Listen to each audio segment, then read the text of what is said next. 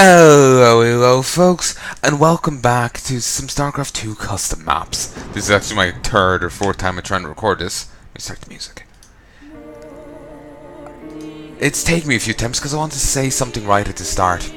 And, well, something right at the start, and I want to say it right. Well, before I do say that, this is Phillip and Tal'darim, another Cyberus X custom map.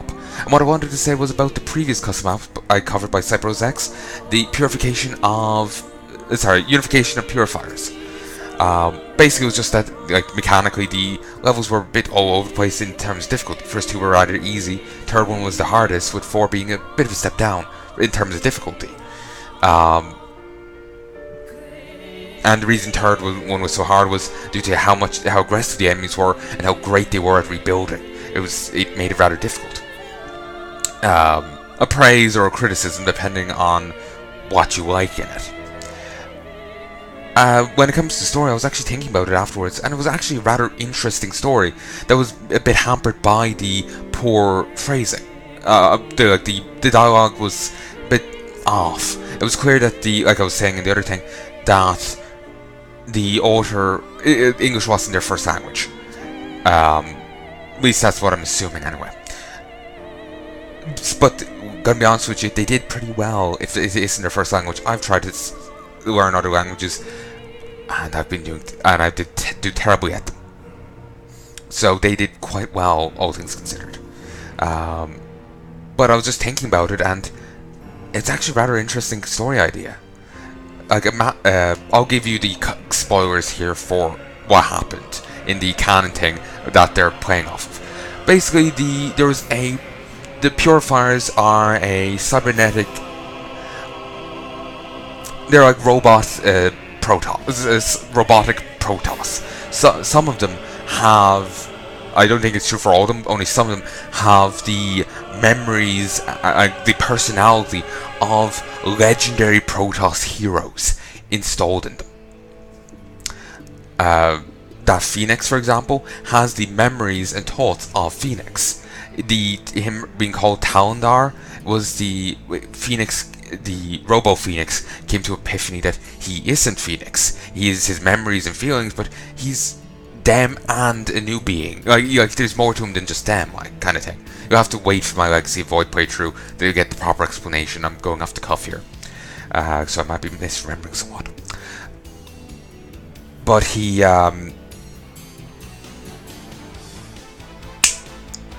but anyway, that's what the Purifiers are, and they were made ages ago, and they weren't. They're noble Protoss warriors, but they weren't treated as such. They're treated as less than, and they rebelled and were sealed away, and they're quite looked down upon, both before the sealing and after.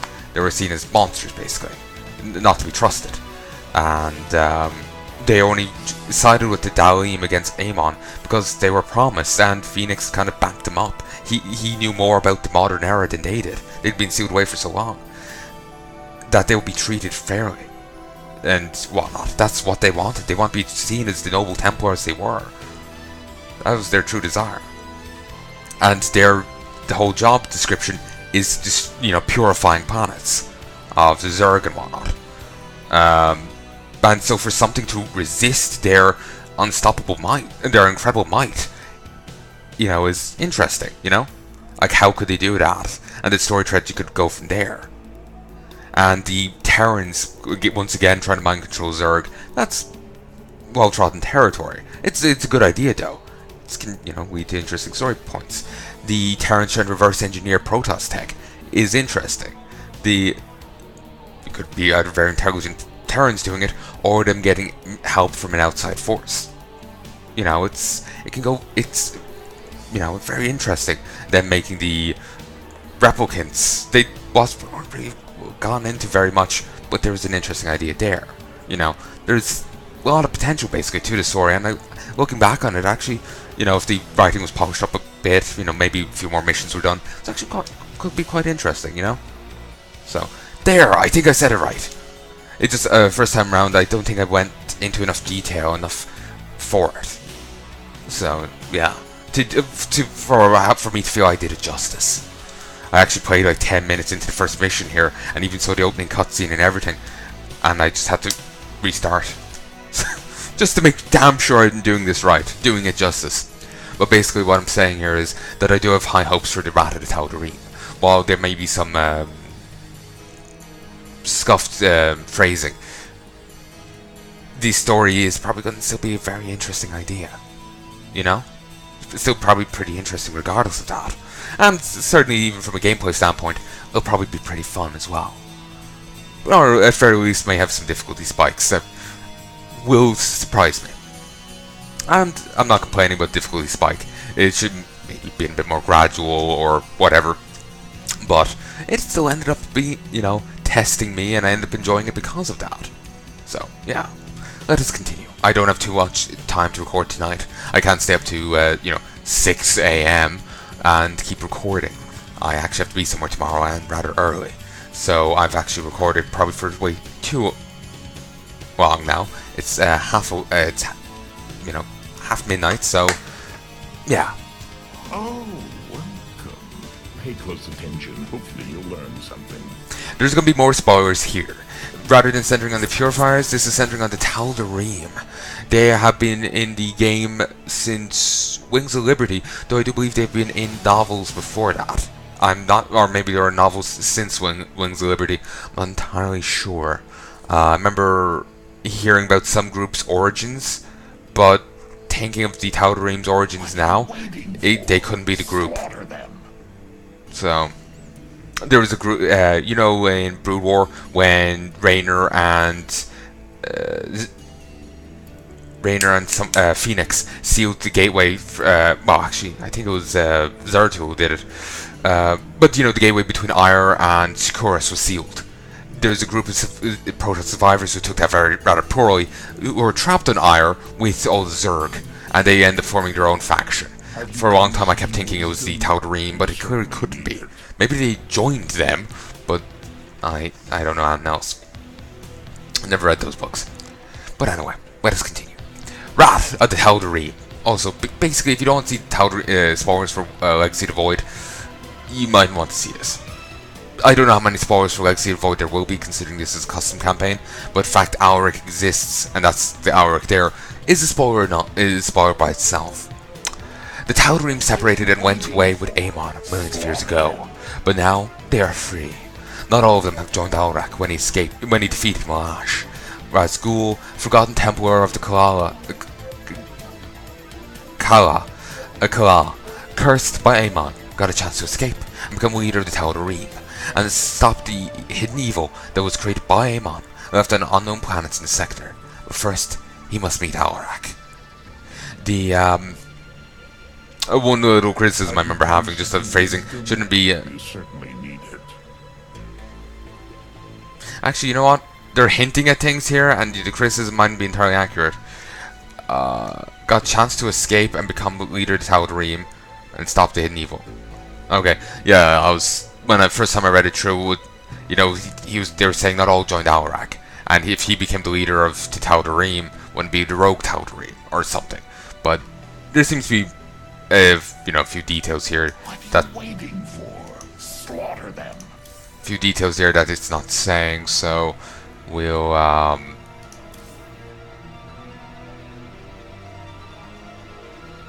leave it be.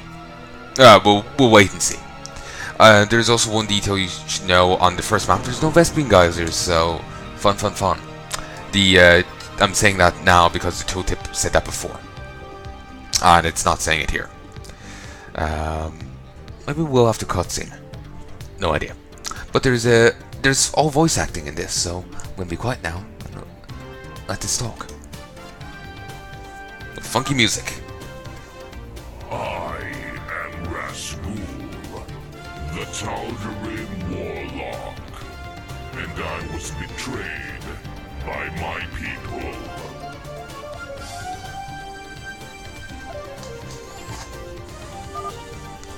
Once we were fighting against Amon's servants, against our brethren. His slavery only brought doom to our race.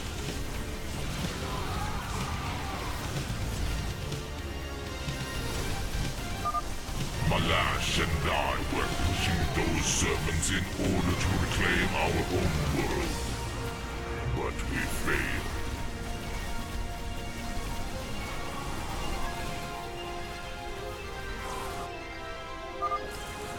He became a servant of the dead god. And for my crimes against him, they wanted me to suffer.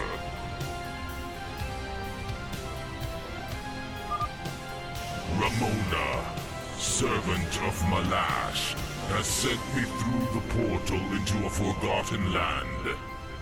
They sent me into exile.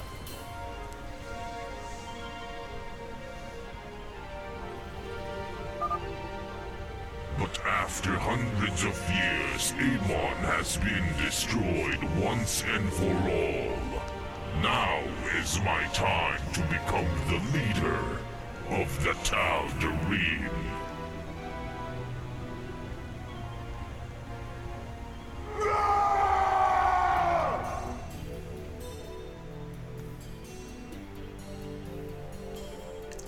So yeah. Sorry, I have no real commentary there. I got a bit distracted by my phone. I'm sorry. It's just I've already heard that, and oh, actually, that's where the tooltip is. Ah, there we go. So yeah, you have to just find gas pickups around the map. But that is a. Now I feel bad. Oh, where's me English?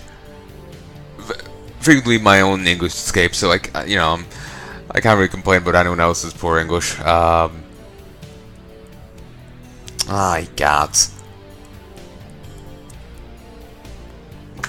Oh, buggery. Certainly starts off interesting. There we go, there's some English. Hard, thank you. Yes, I should put it away, put the phone away. I felt rage, sadness, betrayed by the people I was fighting for.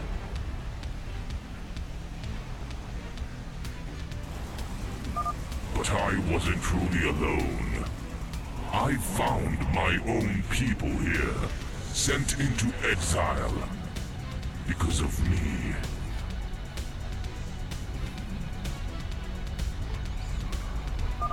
I was watching these forces of Malash, thinking about a strategy on how to get out. There is no way out. As long as Amon still lives, within the void, his power is beyond my limits.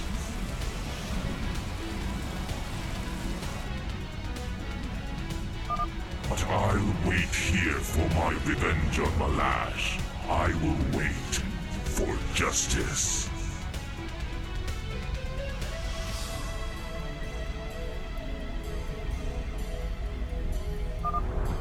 I can feel the void whispering to me. Amon is dead. This is our chance, my brethren.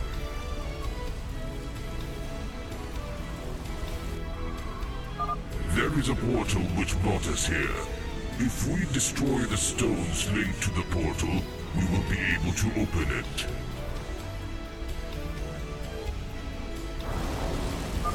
Each stone is defended by Tal'darim guardians sent by Malash.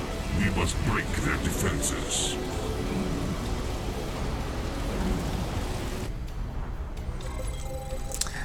Just the thing I got distracted there. Keep your eyes open. Their shadow warriors will hunt us down. Oh Christ. Someone saw it on Twitter there, and it's depressing school books, basically. They had some reading to do. For some reason, schools was given the parent homework. And it reminded me of a depressing book I saw.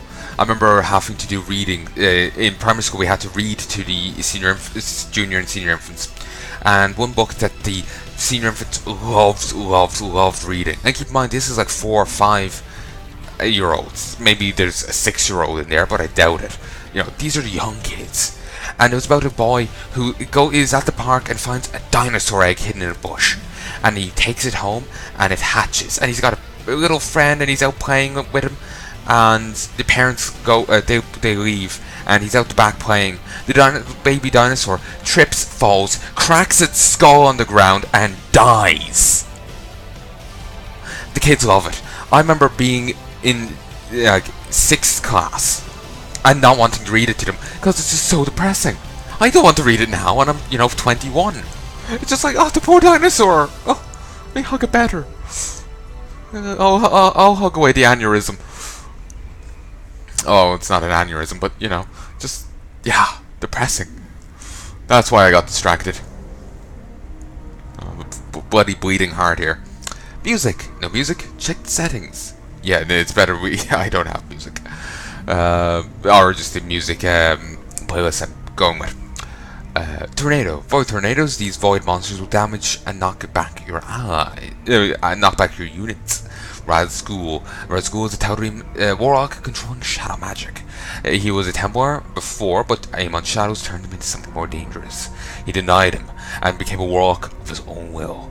His magic is powerful, but costs energy to cast. Ras'Gul has no energy regeneration, but his energy is regenerated from his attacks, and is actually even recommended to smack around your own buildings for regen. Keep in mind though, he does have a bit of a powerful attack, so you may want to be careful of what building you smack around and how long you do it for. Just keep cutting him off. Oh, no. You up here. Back here. What do you want? Warlock of the Tal'darim, powerful psionic caster. I am the High Lord. So,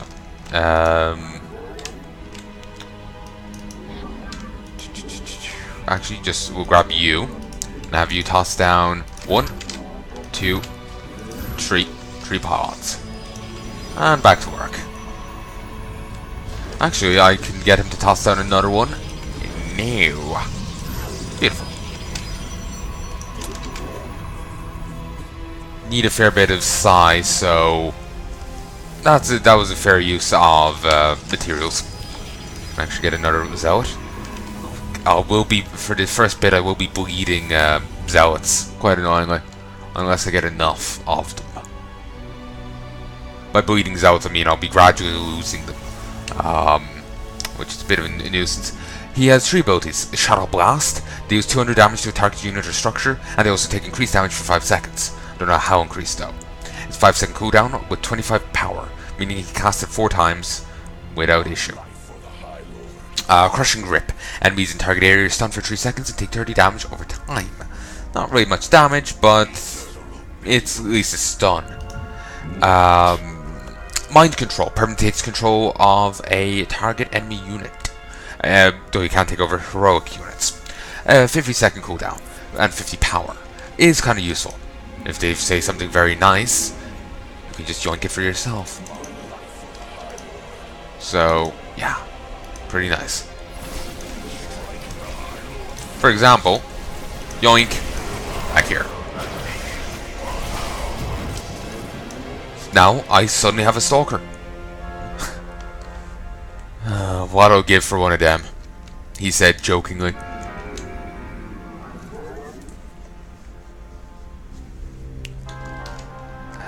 Would not want one of them. I have enough shit going on without one of them. Without one of them nutters. Let's queue up another one. I want to get some more probes before I start getting any more warp gates and whatnot.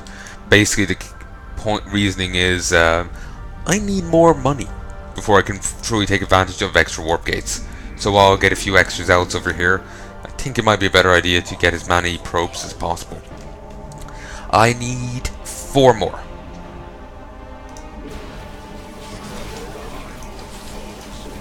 Grab you. Oh, I'm bleeding out. I'm starting to lose a few more zealots now. At least they have some shield regen. Also, you smack that. I do like the reflections on the ground. Part of me thinks they should look a bit different, but I never noticed reflections before like that, so it's,